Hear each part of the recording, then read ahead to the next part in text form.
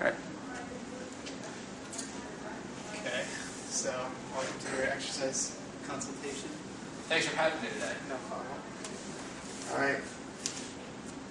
Got everything from all the tests that we did, evaluations and everything.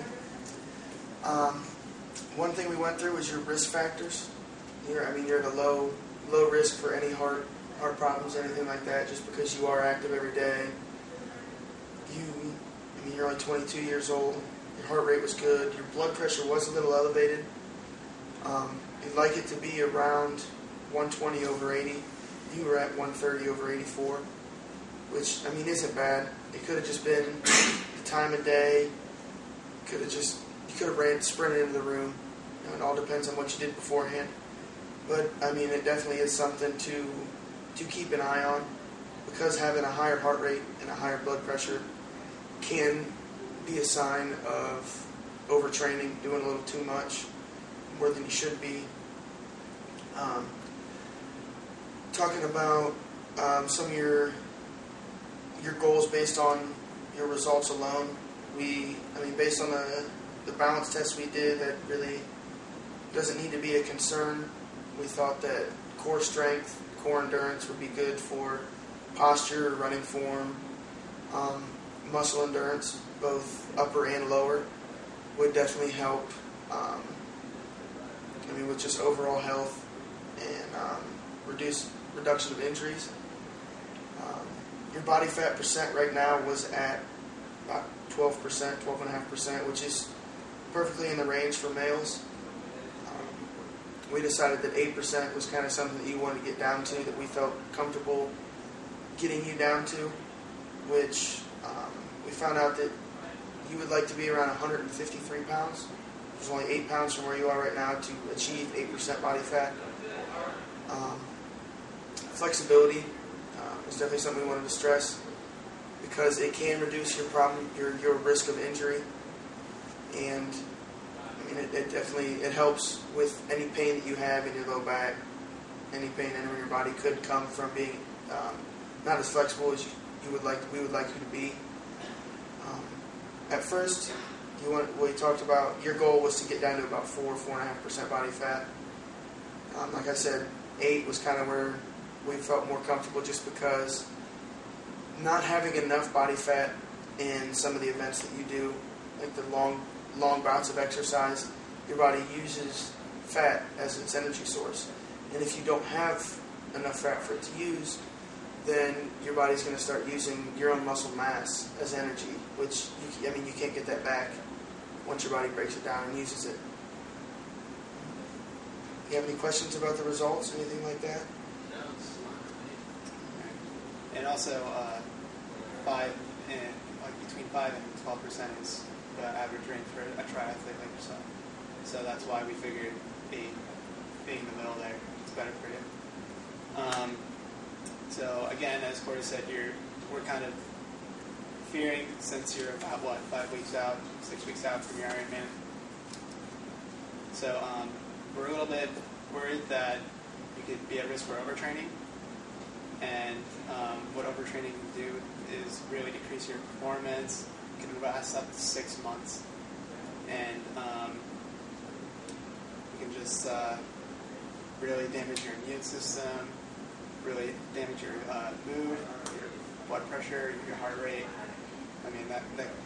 It is a sign that when your heart rate is elevated, or it's a symptom that when your heart rate is elevated, you could be at risk for overtraining, but I'm not saying that is the reason that your blood pressure is high. It's just, could have been something like Corey said, just another day where it was high. Having said that, we do want you to do some kind of a questionnaire and a journal where you will, every day before your training session, you're going to do a little short questionnaire, ask you how you slept the night before, how do you feel today, do you feel excited to do your program, questions like that. And then I give you a few spaces here too that asks you additional comments, like anything that happened within a day or the day before, how you felt and everything like that. One thing we want to do with your program is is, like Corey said, you're at stage 5, ready for activity. So we did develop a program for you. When is your next Ironman going to be? Years? Not next year. Not next year? Taking the year off, yeah. Okay. Well, that gives us a little more room.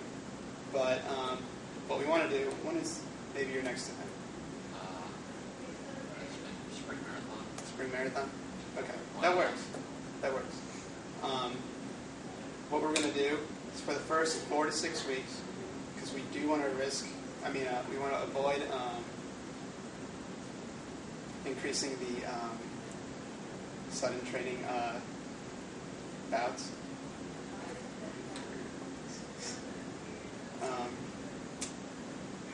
We want to avoid sudden increases in exercise. So what we're going to do for the first 4 to 6 weeks, we're going to start with a really light program. We're going to have you do 1 set of everything that you're going to do on this program. It's going to be really low. You're going to do about 12 to 15 sets or reps of every single exercise, and we'll go from there. If it's too easy to start off with, we're just gonna you can give us a call, and we'll see what's too easy for you. What's how do you want to increase it? Which ones questions like that. We'll adjust to whatever you want to do.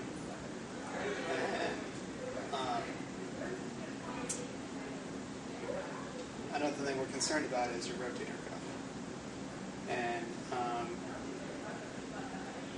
if you ever feel we wanted to make a goal for you to increase your upper body endurance because you're a swimmer. So, and obviously when you're swimming, that's a lot of upper body work. So we like to increase, also based on your results, we also want to increase your upper body endurance. So, if you ever feel any pain, don't do the exercise. But if you ever feel any pain pertaining to that rotator cuff too, I'd recommend you go see a physical therapist, because what they can do is they can restabilize that shoulder for you. They may recommend an orthopedist check out your shoulder. It could require surgery. Not saying that it will be. It was 3 years ago, right? And the doctor didn't say that it was surgery. What? Not at the time. Okay. Very good chance of doing that. Okay. Well, there you go. Maybe it's just a little physical therapy that you need. However, we can't do that because it's beyond our scope of practice. So, yeah. That's all I got to say about the upper body. Everything else, you should be fine with. We're going to start you off, your program's going to start you off with, you're going to do 4 days of exercise per week. And you're going to start in splits. You're going to do lower body on Monday with core. And then Tuesday, you're going to do upper body. And then Wednesday, rest. Don't do anything. So you really need to focus on taking those days of rest. Because if you don't, that could really increase your risk of overtraining. And then Thursday and Friday, same thing. Lower body with a few variations. And then upper body with a few more variations. If there's ever a day that you can't do Friday, we have Saturday and Sunday for you to make up for whichever one you missed, lower body or upper body. Or maybe if you didn't finish some things in the lower body or upper body, you can do it on that day. All right. So again, do you have any questions so far? Well, everyone on rest days. I would recommend you don't. I can't make you not run on those days, but again, to reduce that risk of overtraining, I would say take a break.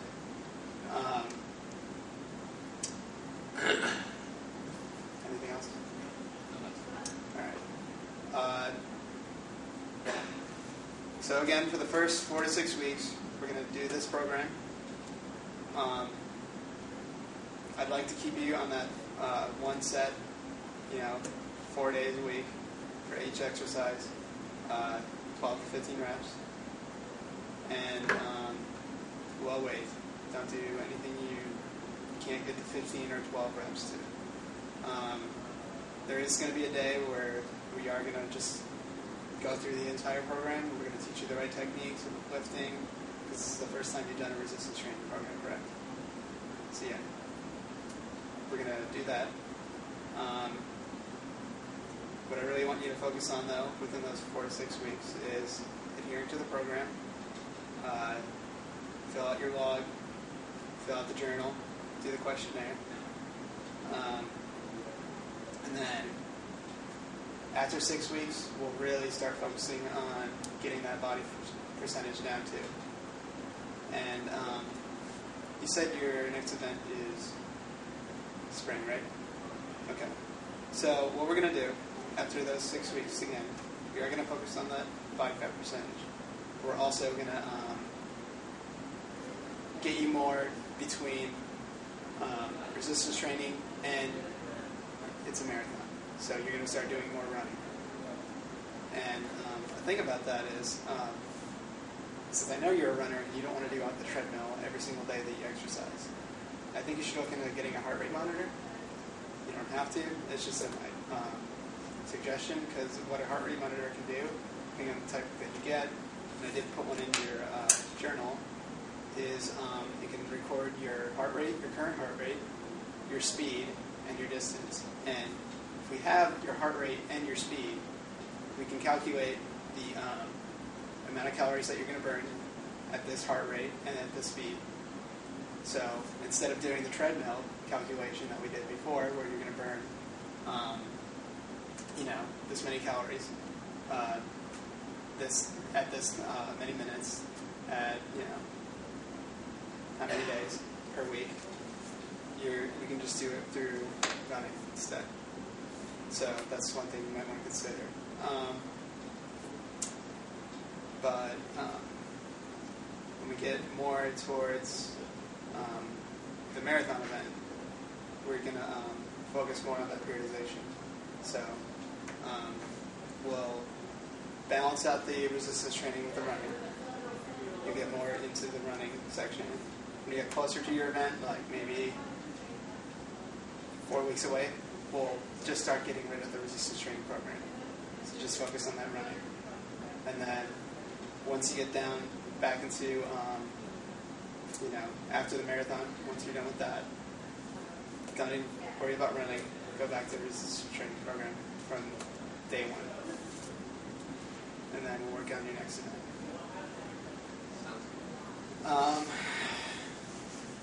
Another thing too, do you have a gym? Yes, I do. Okay. Where do you go? With my country club in Avon. Okay. Do they have, can you tell me what they have? They have treadmills, ellipticals, selection of free weights, and some standard machines that kind of adapt to whatever exercise you're doing at the moment. Right. We've got a lot here that are machines. Like we have pretty much everything that we have here.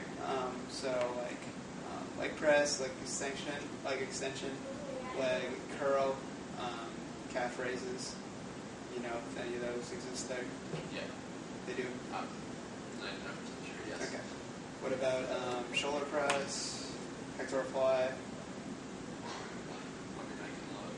Okay. And if not, Give me an email about what's there, and we'll talk about that. Also, like I said, we're going to set a date where we're going to show you here. We're going to meet here, go through the entire program. What we can also do, in fact, we can do this instead of even meeting here, is we can meet you at your gym, see what they have there. That way, when we go through your program, if there's machines you don't have there, we can adjust to that. sounds good. Okay. But in case that place doesn't work out, I did find some gyms for you. There is a gym in Avon at the French Creek quarter. It's the YMCA, and I think that would be the perfect fit for you. They have a pool, They have all the machines that you'll ever need there. I actually visited during one of my projects here at BW. So it's actually a really nice facility. I think it's perfect for anybody that's a triathlete because they have everything I think you need. So, yeah. Any questions so far?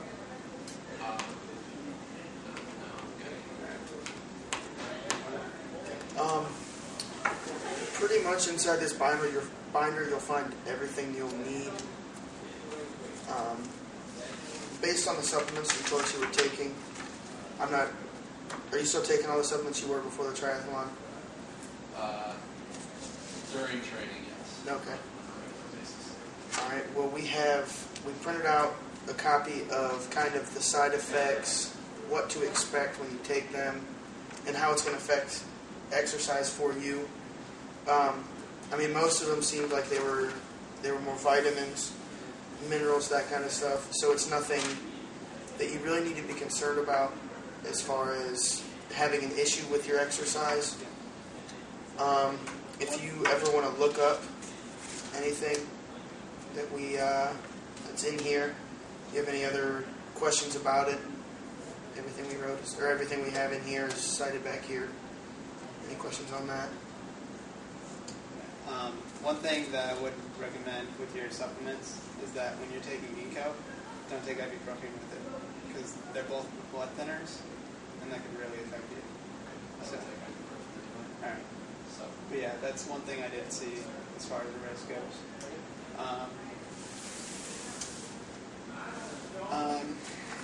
So we can walk through your program right now if you want. If you have any questions, take a look at it. And when would you like to set a date for?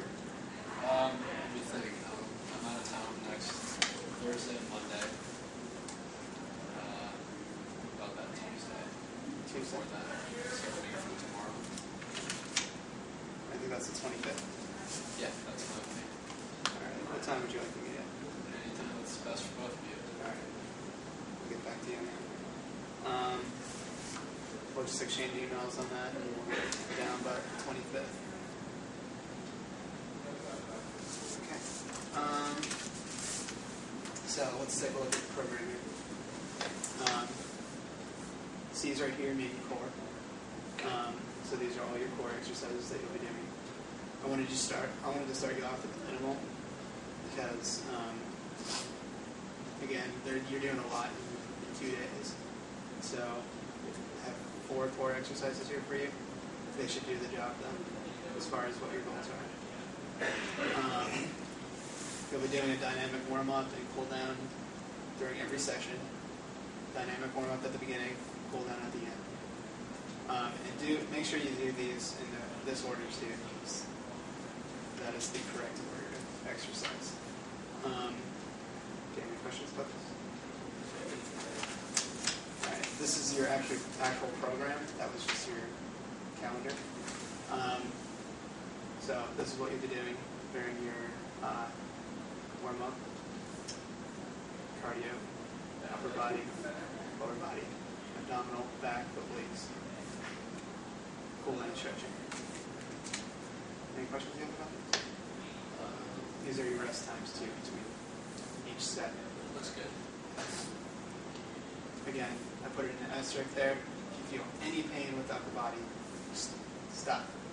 I didn't even want to say discontinue with pain with your rotator cuff because if you feel any pain, just don't do it.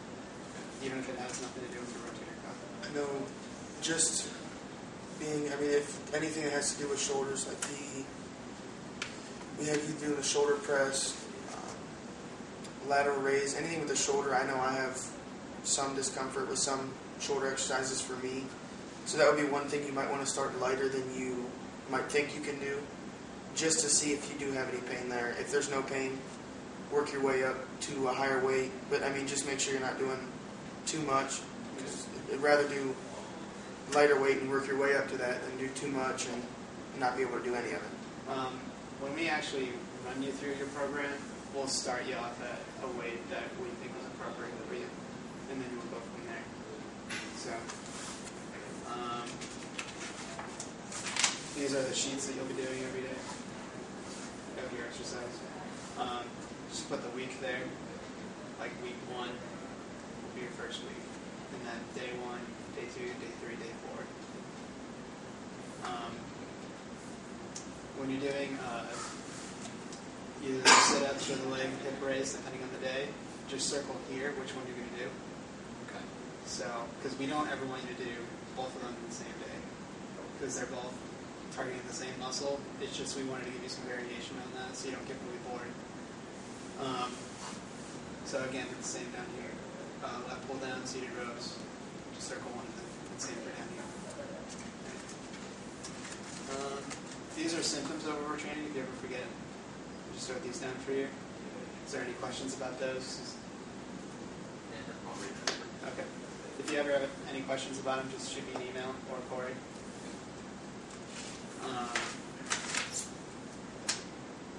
This is your overtraining assessment questionnaire. So what you're going to do each morning before you exercise, just fill it out. Some real simple questions. 1 for strongly disagree, 5 for strongly agree. Did you sleep well last night? Look forward to today's workout, things like that. Real simple. Should only take you 5-10 minutes. And I left you a comment sheet in case you had anything else to add. You have 2 pages to do that. One thing you can put in the comments is maybe your heart rate that day when you fill this out. Yeah. Just so you can get used to doing your heart rate at a specific time, say 10 o'clock in the morning. Say you wake up at a certain time every day. Maybe you can fill this out when you wake up in the morning, put your heart rate down. And then you know, hey, okay, at 8 o'clock in the morning, my heart rate is usually this. My heart rate is usually 60. Why am I at 70 today? Do you know how to take your heart rate? Time it. Right. I think How long for? if you use your thumb has a heart rate of its own. I mean, it's obviously the same one. Right. But it's prefer to use 2 fingers, and you just kind of feel around right under your thumb here, and you kind of feel it. You can do it here, and you can do it right on your neck. And I mean, easiest. 10 seconds. You can do 10 seconds. You can if you do 10 seconds, then you just multiply by 6. You can do 15 by 4. Yeah. Also, actually, I'm glad Corey mentioned that because at the beginning of your workout sheet too, I also had you record your resting heart rate. So every time before you exercise, just record your resting heart rate there too. And I mean, that can be the heart rate you take every day. Yeah, you can put that there too. So you have 24 sheets of these overtraining questionnaires. That goes over 6 weeks. You have 6 sheets of those workout sheets. It's for every week. It's going to span 6 weeks. Then after that, we'll give you a new sheet. We'll give you a new one of these. If we change anything up, we'll give you a new one of these that has more sets or more reps, depending on what you need. This is your test results. This is a simple explanation of what these results meant. With those over. These are your actual results that we recorded ourselves. If you ever wanted to look in to see what we actually did. This is your drugs and supplement page. This is the drug you took, the actions or influences, the what it does to exercise. Most of them don't do anything, except for sport legs, which claims that it increases your lactate threshold. This is what it tells you, what it does with your blood pressure, your heart rate, and other effects. Any questions about that? Any questions about these? Again, this is your treadmill data that we figured out for you, based on your the value we got from your 12-minute run. So, as you'll see in your program, we have you running on a treadmill for 30 minutes at 60 to 80% of your VO2 or your maximal heart rate. So you'll be running probably, it's like you're just 198, so you're running between 160 and 120 of your max heart rate. So, running at 30 minutes, 4 times a week, you'll burn 1,488 calories burned per week at 60%. 1,968 kcals burned per week at 80% for 30 minutes, 4 times a week. And there are 3,500 kcals or calories in a pound. So at this rate, you'll burn 1.5 to 2.5 pounds per week. So ACSM recommends that you don't lose more than 3 pounds a week. We want to keep you between 1 and 2.5. So, And I mean, this is just with the running alone. So I mean, the resistance training, as much as it's going to put on strength. I mean, we tried to make it so it's not as much building muscle. It's just getting that endurance down. So you're more efficient with your running form, your swimming form, biking, things like that. So, question: Am I allowed to substitute cycling for the 30-minute treadmill? yeah. that would definitely be good. So you're not running on the treadmill every single day. Yeah. I mean, it's just like we change up the exercise. If it gets boring, you find something else you want to do. Okay. That would work. If there's anything else you want to do besides cycling, just let us know. Yeah. We'll look into it. We'll definitely look into a cheaper heart rate monitor. Speaking of that, the one I found for you is it's a Polar RS300X. It gives you speed and distance. Problem is with that, I know we're college students and we have low budgets, so this one runs for about almost $200. Yeah. Unfortunately, this is the only one that I could find that shows speed and distance, but I'll look into more of it, see if there's any cheaper ones out there. Does it have to have speed and distance on it? Not necessarily. Because I have that on my bike. It would just be for, when you're running, it's a lot harder to keep a pace at, a specific pace without knowing what you're running. So I just thought it'd be easier with knowing your speed and your heart rate at the same time. But there's always different ways. As long as you know your heart rate, that's the main factor there. But you can figure out what kind of what kind of time you need to run at a certain distance. So what is it again?